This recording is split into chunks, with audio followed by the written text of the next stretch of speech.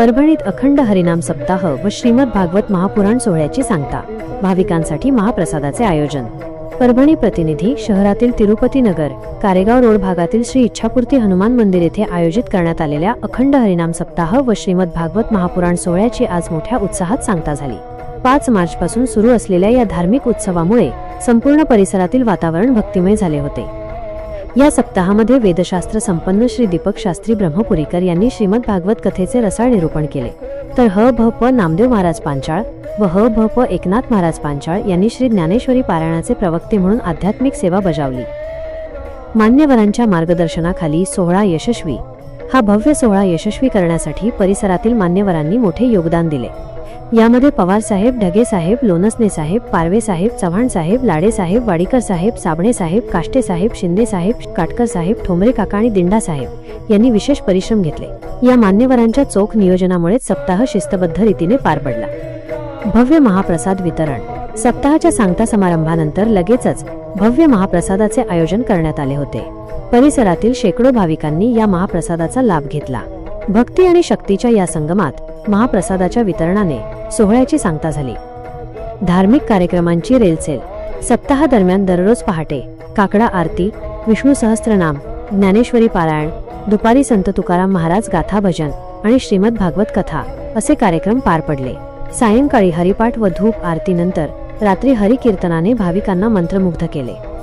आज 12 मार्च 2026 रोजी समस्त तिरुपती नगर मंडळी परभणी यांच्या वतीने आयोजित या सोहळ्याचा समारोप झाला। यावेळी परिसरातील नागरिक व भाविक मोठ्या संख्येने उपस्थित होते।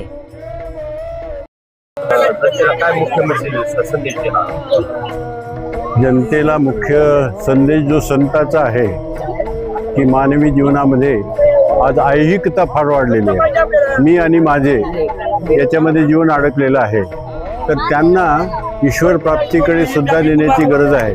कारण मानवी जीवनाचा विकास म्हणजे नुसता ऐहिक विकास नसतो, त्याचा आध्यात्मिक विकास झाला पाहिजे।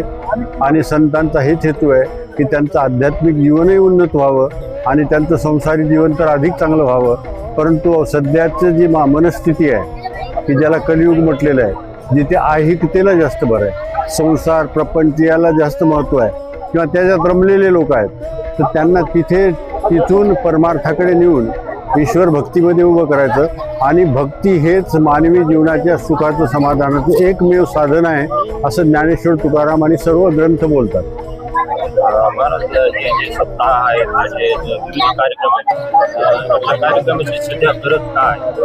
याची पूर्वीपेक्षा अधिक गरज आहे। फक्त हे कार्यक्रम करताना संतांचं जे मार्गदर्शन आहे त्या मार्गदर्शनाप्रमाणे ते कार्यक्रम व्हावेत। त्या कार्यक्रमामध्ये मुख्यतः संतांचा जो उद्देश आहे हे शिकवण देण्यामध्ये तो इथे जास्त चांगल्या रीतीने प्रकट व्हावा की जेणेकरून लोकांना चांगलंही भक्ती करता येईल। आणि भक्तीच्या आनंदातच सगळा आनंद आहे। इथे संसारातला आनंद तात्पुरता असतो, म्हणून भक्ती आनंदात जर लोकांना पोहोचू शकलो तर त्यांचं जीवन समृद्ध तर होतेच आणि ते सर्वांच्यासाठी चांगलं असतं। मग भक्ती जीवन जर समृद्ध असेल तर समाजाच्या दृष्टीने चांगलं आहे, त्याच्या स्वतःच्या दृष्टीने चांगलं आहे। महाराज इथली भक्त मंडळी या भक्तांची शिस्त आणि भक्ती आपल्याला काय वाटते? इथे योगायोगाने परंपरेचे बरेचसे वारकरी आहेत की ज्यांना आतापर्यंत करत आलेले आहेत आणि म्हणून ते योग्य दिशेने पुढे वाटचाल करत आहेत। म्हणून जे याच्या संदर्भात सविस्तर मार्गदर्शन घेऊन एक कार्यक्रम जर नियोजन केलं तर त्याला अधिक चांगलं नियोजन करता येतं। या कार्यक्रमाच्या अंतर्गत ग्रंथाचं पारायण झालं पाहिजे लोकांकडून जास्त मोठ्या प्रमाणात, भजन झालं पाहिजे, कीर्तनाद्वारे उपदेश लोकांपर्यंत पोहोचले पाहिजे जे संतांना अपेक्षित आहेत। म्हणून संतांना जे अपेक्षित आहेत ते व्हावं, यालाच आपण परमार्थ म्हणता येईल। रामकृष्ण हरी, मी ज्ञानोबा पवार। या सप्ताहाचा आम्ही तिरुपती नगरातील सर्व नागरिकांनी, भाविक मंडळींनी आयोजन केलेलं आहे। हे 4थं वर्ष आहे आमचं सप्ताहाचं। दर एकादशीचं सुद्धा आयोजन आहे। दर एकादशीला, द्वादशीला इथं महापंगत होते। वेगवेगळ्या संतांच्या पुण्यतिथ्या या ठिकाणी साजरा केल्या जातात।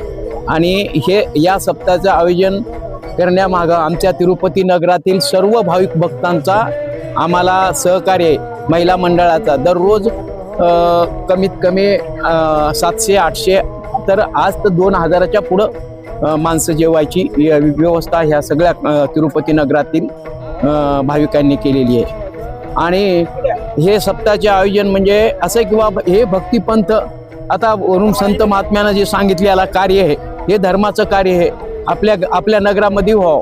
आता मारुतीरायाचं मंदिर आम्ही सगळ्यांनी मिळून बांधलं. आता त्या मारुतीराया मंदिराच्या जे माणसाला जे नैतिकता निर्माण होते तर हे ते मंदिरातच होते.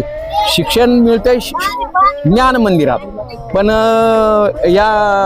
या मंदिरामध्ये माणसाला नैतिक शिक्षण मिळते की जेणेकरून माणसाचा उद्धार कसा होईल, माणसाचा जीवन जगण्यामध्ये माणसावर संस्कार कसे लागतात.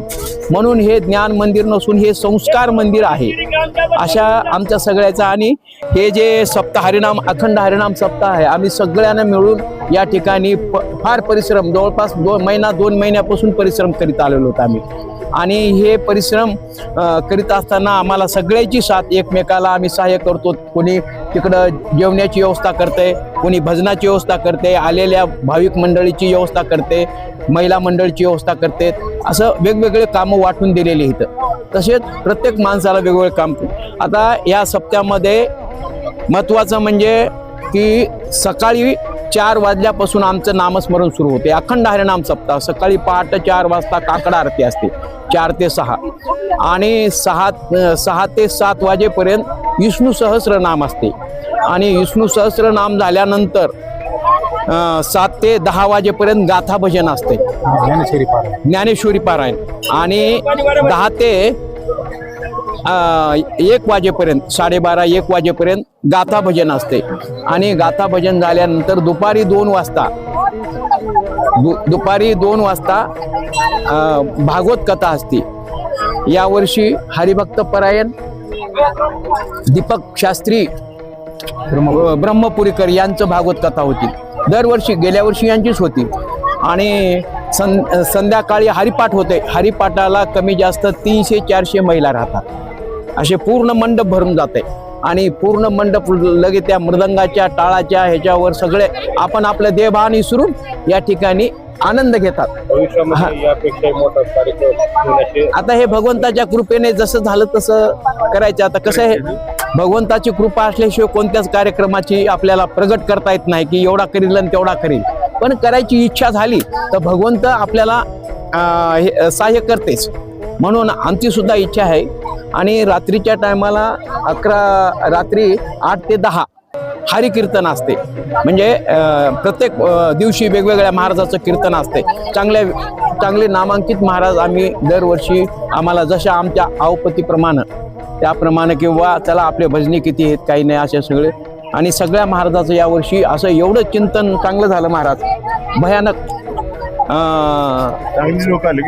महाराज कारेगावकर यांचं कीर्तन झालं. त्यांनी पहिल्या दिवशीचं कीर्तन फार उत्तम केलं. आणि दुसऱ्या दिवशी अशोक महाराज गरुड पिंगळीकर यांचं कीर्तन झालं. आणि भीमाशंकर गुरुजीचं पाचच काम नाही. भीमाशंकर गुरुजी यांनी इथं येऊन आणि चांगल्या प्रकारे कीर्तन केलं. आणि तिसऱ्या दिवशी आणि भीमाशंकर गुरुजीची झाल्यानंतर नाथश्रेष्ठीचं कीर्तन बालासाहेब मोहिते पाटील यांचं झालं. आणि त्यानंतर दत्ता महाराज झाडे मुरुंबेकर यांचं कीर्तन झालं, फारच उत्तम. आणि रात्री राम महाराज खोरसकर यांचं कीर्तन झालं. अशा प्रकारे आम्ही सगळ्या कीर्तन हे नित्यनियम हे ते करीत आज आम्हाला हे कळस गवसाला. आणि कळसाचं जे कीर्तन आहे आमचे हरिभक्त परायण आमचे गुरुवर्य आमच्या सगळ्या आता परभणी जिल्ह्यामधले जेवढे साधू संत आहेत सगळ्याचा गुरुघराणा म्हणजे ठाकरबुवा यांचं जे कळसाचं कीर्तन झालं. आणि या कीर्तनाचा समारोप या ठिकाणी आमच्या सप्त्याची सांगता अशा प्रकारे झाली. आम्ही सगळे आनंदित आहे. अशीच आमच्यावर भगवंतानं कृपा करावं, असेच मोठमोठे कार्यक्रम व्हावं अशी आमची सगळ्याची भावना.